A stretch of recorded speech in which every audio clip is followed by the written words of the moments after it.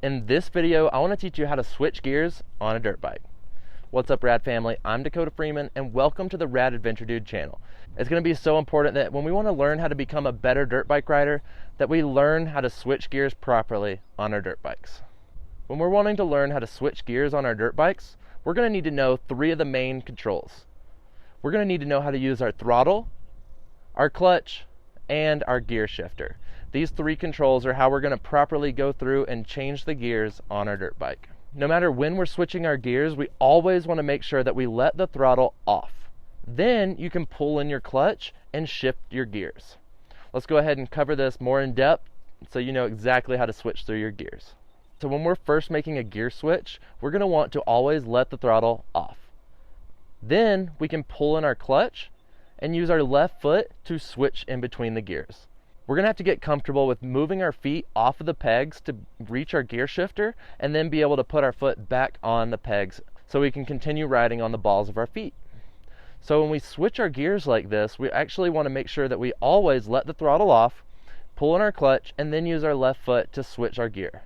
At this point, you can now let your clutch back out and reapply throttle when you're ready. The reason we want to switch through our gears is because we're constantly going to be going down in gears to get more acceleration, and then up in the gears to get more top speed out of your dirt bike. And as we're constantly going up and down through the gears, we're really going to want to perfect how to switch our gears so we can switch through our gears without even having to think about it anymore. So to do this, just constantly practice on your dirt bike and practice making sure that you have the throttle off and you pull the clutch in. You can shift gears without doing these two steps. However, it makes it a lot harder on your dirt bike's transmission when you do that. And this is why I suggest properly letting the throttle off and pulling in the clutch before we shift our gears. Another reason I suggest this is that if you're switching through your gears without letting the throttle off and without pulling in the clutch, it increases your chances to miss a gear when you shift your gears. Missing a gear means that the bike goes into neutral when we don't want it to. This happens because there's so much force on the motor that when we go to shift without letting the throttle off and without pulling in our clutch, that the gear shift doesn't fully get to shift. And that's why I always suggest letting off the throttle and pulling in the clutch to make sure every time you shift your gears that it switches gears properly. So using our gear shifter is going to be an important part of shifting through our gears. We're going to have to learn how to use our foot to actually tap the gear shifter down to shift down in the gears. And we're going to have to learn how to put our foot underneath the gear shifter and lift up on it using our toes to shift up in the gears. When we're first learning, this may seem difficult and you might have to really think about what's going on, but keep practicing this as switching your gears is going to be such an important part of becoming a better dirt bike rider. And every time that you go through this on your dirt bike, it's going to get more and more natural. When we're out on the tracks and trails, I understand that every single time we switch gears, we're not always going to be able to pull in the clutch. In a situation like this, we may be climbing a steep hill and running out of power. If you're climbing a big hill and you start to run out of power, then you really just want to make sure to let the throttle off, shift down in your gears to get more acceleration, and then get back on the throttle. If you can, use your clutch at this point, but if you can't, just make sure that when you do shift down that you have the throttle off, and then as soon as you shift down, get back on the throttle. This is going to make sure that you can shift through your gears while you're going up a steep hill and not have to worry about pulling in the clutch and everything else going on. We really need to keep our momentum driving up to the top of this hill so we don't run out of power and then have to turn around on a big hill climb. So make sure that when you are practicing switching your gears that you always practice using the controls properly, but I understand being a racer that you can't always pull in the clutch every single time you need to shift your gears. And this is okay as long as you make sure that you have the throttle off before you shift your gears. And when you're learning how to switch your gears, you really want to learn by using all the controls properly. And then whenever you get out on the tracks and trails, your body will naturally want to shift using all three of these controls in the correct way without us having to think about it. The next part of this is going to be learning how to switch gears while we're sitting down and standing up. As we're constantly going to be switching between sitting down and standing up while we're riding, it's important that we know how to shift gears when we're sitting down or standing up. So when you're first learning, you're probably going to be sitting down when you're learning how to switch through your gears. As you continually get better with this and more comfortable, try to stand up and switch through your gears as well. This is going to be a little bit more difficult as you're not sitting on the seat. You're now only going to be able to put your weight on the right peg as you're taking your left foot off to hit the gear shifter when you're standing up. Like I said, this is going to be kind of difficult when we first start, but it's going to be so important to master this in your dirt bike riding, as whenever you're riding on tracks and trails or wherever you're riding at, it's going to be the best that you stand up to have the smoothest ride possible.